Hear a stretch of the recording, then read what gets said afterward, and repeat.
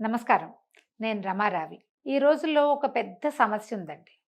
మనం దేన్ని హ్యాండిల్ చేయలేకపోతూ ఉంటాం.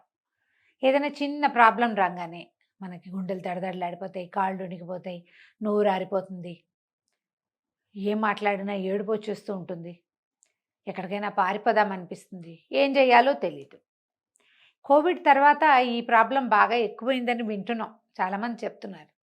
అదే కాకుండా పోస్ట్ పార్టమ్ అంటే డెలివరీల తర్వాత కూడా లేదా ఏదైనా ఆపరేషన్ అయిన తర్వాత, డెలివరీస్ తర్వాత ఆపరేషన్ తర్వాత అక్కడి నుంచి ఏదైనా పెద్ద ప్రమాదానికి లోనయ్యి కోలుకున్నాం అనుకోండి, దాని తర్వాత కూడా ఏదో కొంప మునిగిపోతుంది అనుకుంటాం, తర్వాత మెల్లిగా కోలుకుంటాం. కానీ అలాంటప్పుడు ఏంటంటే ఈ భయాలు మొదలవుతాయి ఏదో ఒక విషయం పట్ల.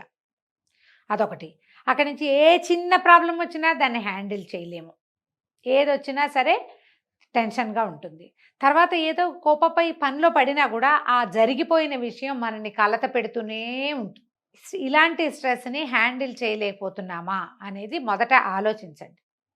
మనకి కాళ్ళు వణకటము, ఏం చేయాలో తెలియపోవటము, వీటితోటి కొంతమంది ఏం చేస్తారంటే పిచ్చి పిచ్చిగా దేవాలయాలకి పరిగెడతారు. నేను కూడా ఉన్నానండి అందులో. నాకు కూడా స్ట్రెస్ వస్తే నేను గుడిలోకెళ్ళిపోవాలనుకుంటా. దేవాలయాలకెళ్ళిపోతాం. ఏదో దేవుడివి అవి, ఇవి, ఇవి, అవి, అవి ఎన్నో రకాల పూజలు పెట్టేసుకుంటాం. ఆ పూజ చేద్దాం, ఈ పూజ చేద్దాం, ఆ గుళ్ళోకెళ్దాం, ఆ ఊరెళ్దాం, ఈ ఊరెళ్దాం, ఈ తీర్థం, ఆ క్షేత్రం.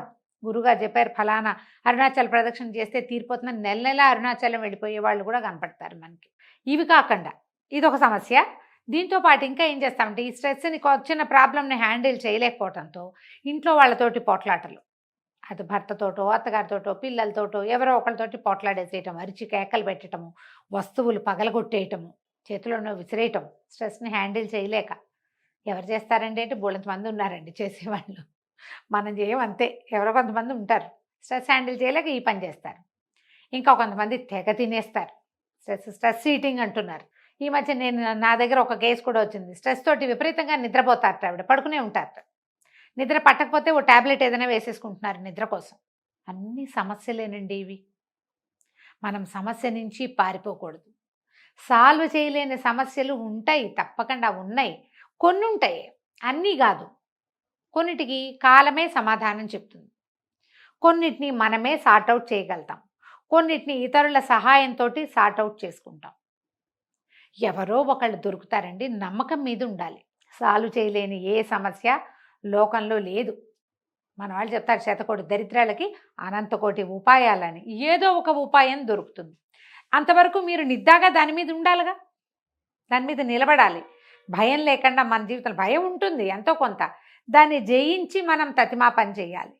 ఏదో ఒక దాంట్లోకి పడిపోకూడదు మనం. అందులో ఊబిలో కూరుకుపోయిన వాళ్ళలాగా చేయకూడదు. ఊబిలో పడినా కూడా బయటకు వచ్చేందుకు మార్గం కనపడుతుంది. బయటికి రావాలన్న ధోరణి ఉండాలి ముందు మనకి. ప్రధానమైనది అది. ఈ బయటపడే మార్గాలు అన్వేషించండి ఎప్పుడు కూడా. మొదట మీరు ఏదైనా సమస్యని ఎదుర్కోగానే మీ కాళ్ళు వణికిపోతున్నాయి, నోరు ఆరిపోతుంది అంటే మొదట మంచినీళ్ళు తాగటం అలవాటు చేసుకోండి. ఫస్ట్ మంచినీళ్ళు తాగండి. తియ్యగా ఏదైనా తినండి. కూల్గా ఆలోచించండి. ఎవరితోటైనా షేర్ చేయండి. ఎవరితో షేర్ చేయలేకపోతే మీరే కాగితం మీద పాయింట్ వైజ్గా రాసుకోండి. ఎక్కడో చోట ఒక లూప్ హోల్ దొరికి అది సార్ట్ అవుట్ అవుతుంది వెళ్ళిగా.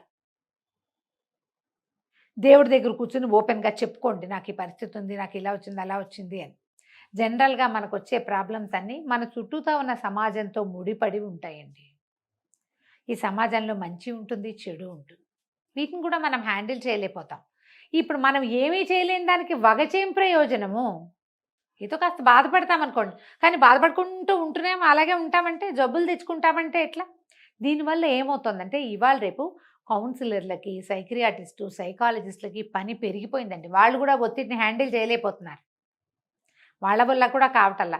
ఎందుకంటే మీరు ఏ చిన్న స్ట్రెస్ని హ్యాండిల్ చేయలేక సహజమైనవి, లోక సహజంగా పిల్లలతో వచ్చేవి, పెద్దవాళ్ళతో వచ్చేది, ఫ్యామిలీస్లో వచ్చేది, కుటుంబాల్లో భార్యాభర్తల దాంపత్యంలో వచ్చేవి, వర్క్ ప్లేసుల్లో వచ్చేవి, ఇవి మీరు ఓపికగా, ధైర్యంగా, నిజాయితీగా నిలబడితే సార్ట్అవుట్ చేయగలుగుతారు. దీనికి ఎంతసేపు ఎవరో ఒకళ్ళ సహాయం కావాల్సిందేనని అనుకోవద్దు. సహాయం తీసుకోవాలి తప్పకుండా. ఎంత మన వల్ల కానప్పుడు. మనం దీనికి ఏం చేస్తున్నాం, మన చుట్టూ క్లోజ్ సర్కిల్ ఉంటుంది చూడండి, బాగా దగ్గర వాళ్ళు. ఈ సమస్య ఆడవాళ్ళది అనుకోండి, వాళ్ళ భర్తలు, అత్తగారులు, మామగారులు, ఆడపడుచులు, మరుదులు, క్లోజ్ ఫ్యామిలీ. అమ్మ, నాన్న, అన్నయ్య, అక్కయ్య, చెల్లి ఉంటే వాళ్ళు, మన మేనత్తలు, మన పెద్దమ్మలు, మన పిన్నులు, వీళ్ళెవరిదైనా సహాయం తీసుకోవాలి. దీనికోసం మీరు మానవ సంబంధాలు బాగుపరుచుకోవాలి. ఇది పెట్టుకోవాలి మొదట. తర్వాత క్లోజ్ ఫ్రెండ్స్, క్లోజ్ కలీగ్స్, ఒక్కొక్కసారి మన వర్క్ ప్లేస్లో వాళ్ళు కూడా మనకి ప్రాణ స్నేహితులుగా ఉంటారు. వాళ్ళతోటి, వీళ్ళందరితోటి సంబంధ బాంధవ్యాలు సరిగ్గా మెయింటైన్ చేస్తే మీకు స్ట్రెస్ హ్యాండ్లింగ్ ఈజీ అవుతుంది. ఈ మధ్య ఒక 90 కేజీలు ఒక పాప కనపడింది నాకు. నాకు తెలిసి 60-70 ఉండేది, బాగుండేది అందంగా. ఏమిటమ్మా ఏంట్రా బాగా పాడయ్యావన్న, లావయ్యావు అంటే పిల్ల హర్ట్ అవుతుందేమోనని. అంటే ఆ అమ్మాయి చెప్పింది, చాలా స్ట్రెస్ ఈటింగ్ అంటే దీన్ని ఎట్లా హ్యాండిల్ చేయాలో తెలీదు నాకు అని. ముచ్చటైన చిలక లాంటి పిల్ల. స్ట్రెస్ ఏంటంటే జాబు, ఫ్యామిలీ సరిగ్గా చేసుకోలేక స్ట్రెస్ వచ్చినప్పుడల్లా తినేసి లావైపోయిందట. ఇదేం చెప్పండి, 25-30 ఏళ్ల వాళ్ళు 2 రకాల స్ట్రెస్సులు తీసుకోలేరు. ఆడవాళ్ళు అంటేనే మల్టీ టాస్కర్స్ కదా. మనం పిల్లల్ని హ్యాండిల్ చేయగలుగుతాం, భర్తల్ని హ్యాండిల్ చేయగలుగుతాం, చేసేవాళ్ళం, మన అమ్మలు చేసేవాళ్ళు, మన అక్కయ్యలు, మన మేనత్తలు వీళ్ళంతా చేసేవాళ్ళు. మనం ఎందుకు చేయలేకపోతున్నాం? ఎందుకు చేయలేకపోతాం అంటే నేను చెయ్యలేను అనే భావంతో చేయలేకపోతున్నామని అర్థం చేసుకోండి. అమ్మో నా వల్ల కాదు, ఇలా అయితే నా వల్ల కాదు, అదైతే నా వల్ల కాదు, ఇవన్నీ నేను చేయలేను, ఇదంతా నాతోని కాదు, ఈ డైలాగులు. I can't handle this anymore ఏమంటారు, I won't handle this anymore. ముందు ఐ కాంట్ అంటారు, నా వల్ల కాదు అని, తర్వాత నేను చేయను అంటారు. చేయనంటే ఇక నిన్నెవడు హ్యాండిల్ చేస్తాడు? పూట పూట ఎవరు చేస్తారు మన హ్యాండ్లింగ్? మనమే చేసుకోవాలి కదా.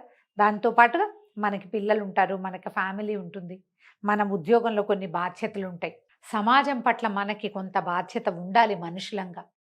అవన్నీ ఎట్లా అవుతుంది? అవన్నీ ఎలా చేయగలుగుతాం? ఆలోచించండి.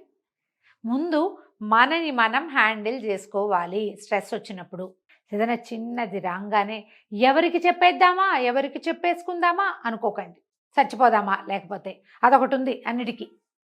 చచ్చిపోతే పీడ పోతాను, నువ్వు చచ్చిపోతే నీ పీడ పోతుంది, నీకు పోతుంది, నీ పీడ మిగిలిన వాళ్ళకి పోదుగా. సమాజం మీద నువ్వు వేసే ముద్ర ఎప్పటికీ పోదు. హ్యాండిల్ చేయలేకపోతే చచ్చిపో అని నేర్పిస్తున్నావు నువ్వు. అదే మనం మనుషులుగా నేర్పించాల్సింది కాదు కదా. నిలిచి నిలబడి ఎదురొడ్డి పోరాడండి. సమస్యలందరికీ వస్తాయి. దైవ సహాయం తీసుకోండి, స్నేహితుల సహాయం తీసుకోండి, కుటుంబ సహాయం తీసుకోండి. ఇదేమీ కుదరకపోతే నా ఓటి పెద్దక్కయ్యలు ఎవరో ఒకళ్ళు దొరుకుతారు, వీళ్ళ సహాయం తీసుకోండి. స్ట్రెస్ని బీట్ చేయండి. నాకు 2 మార్గాలు ఉన్నాయండి. చెప్పేయండి, చింపేయండి, 2. ఎవరో ఒకళ్ళకి చెప్పుకోవాలి.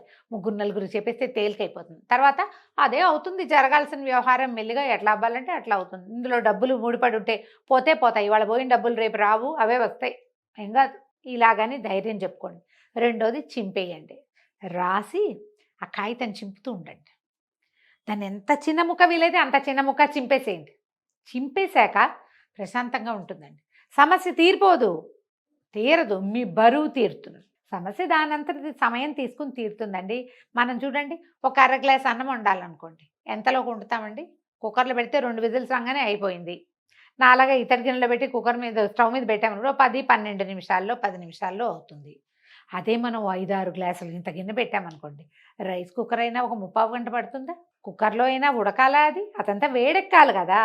సమస్యని బట్టి పరిష్కారం ఇట్లాగే లేట్ అవుతుంది. రోజు వండుకునే అన్నమే ఉదాహరణ ఆలోచించండి. సమయం తీసుకుంటాయి కొన్ని. వాటితోటి స్ట్రెస్ అవుట్ అయిపోకుండా, బర్న్అవుట్ అయిపోకుండా, వాటితో వేగిపోయి విసిగి వేసారిపోయి ఏమిటేమిటో చేసేయకుండా మీరు కాస్త ఓపికగా, ధైర్యంగా, చిన్న ప్రాణాయామంతో కాస్త బాగా గాలి 10 సార్లు లోపలికి గాలి తీసుకుంటే తగ్గిపోతుంది. ఇవాళ రేపు నేను ఇంకోటి కూడా వింటానండి, ఏమిటది, పానిక్ అటాక్స్, స్ట్రెస్ అటాక్స్, ఇవన్నీ వచ్చేస్తున్నాయి. అంటే ఏదైనా సమస్య వచ్చేసరికల్లా వీళ్ళకి దడొచ్చేస్తుంది, కళ్ళు తిరిగిపోతాయి. ఏంటండి, మన అమ్మలు పాతకాలంలో హాస్పిటల్స్ లేవు, మందులు లేవు, మాకు లేవు, మన 14-15 మందిని కనేవాళ్ళు, ఎంత పనైనా చేసేవాళ్ళు, పొద్దున్నుంచి పొద్దుదాకా పనిచేస్తూ ఉండేవాళ్ళు, దేనికి ఏ యంత్ర సహాయము లేకుండా. మరణాలు సంభవించేవి ఇళ్లలో. అవన్నీ ఎట్లా హ్యాండిల్ చేస్తారండి? మనం ఏమిటి 1-2 పిల్లలతోటి ఇవి కూడా చేయలేకపోతున్నాం. అన్నిటికీ స్ట్రెస్ అటాక్స్ వచ్చేస్తే ఎట్లా? మనకి అటాకులకి సమయం ఇవ్వద్దండి అసలు. నాకు స్ట్రెస్ అటాక్స్ వస్తాయి, నాకు పానిక్ అటాక్స్ వస్తాయని ఒప్పుకున్నావా, అది మన నెత్తి మీద భూతంలాగా ఎక్కిపోతుంది. ఎక్కించుకోకండి, దించేసుకోండి బరువు. ఎవరో ఒకరికి చెప్పండి అమ్మా, లేదా మీకు మీరు చెప్పుకోండి. ఏదైనా ప్రార్థన చేసే అలవాటు చేసుకోండి. ప్రార్థన తేలిక చేస్తుంది. ఎవరికైనా సహాయం చేసే అలవాటు ఉంచుకోండి.